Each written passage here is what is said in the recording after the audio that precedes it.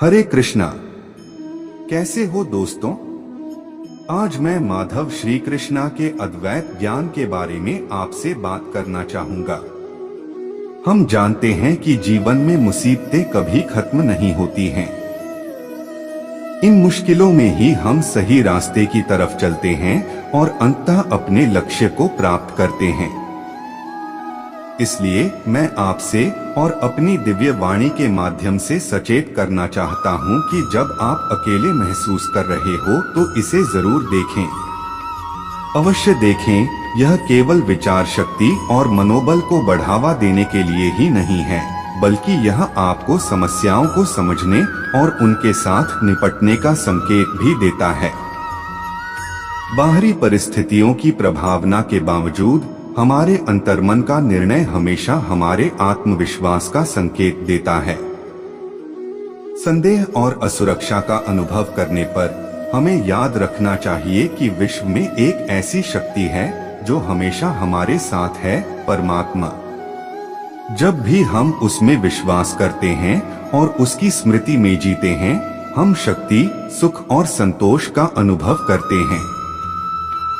लक्ष्य की ओर बढ़ने के दौरान भी हमारे पास अकेले चलने की आवश्यकता नहीं होती है।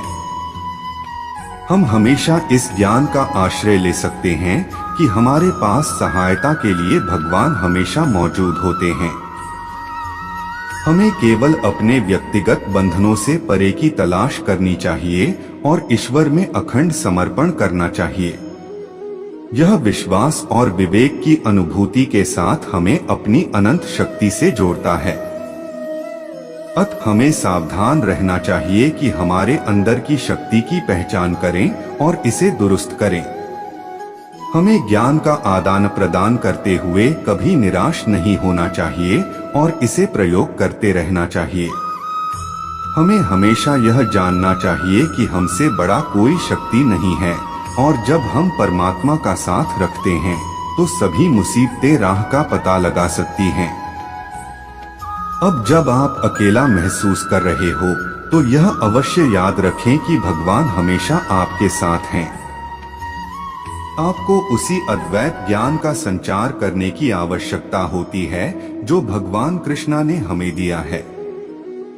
इससे आप अपनी राह पर जारी रखेंगे और अंततः अपने वास्तविक स्वरूप को पहचानेंगे।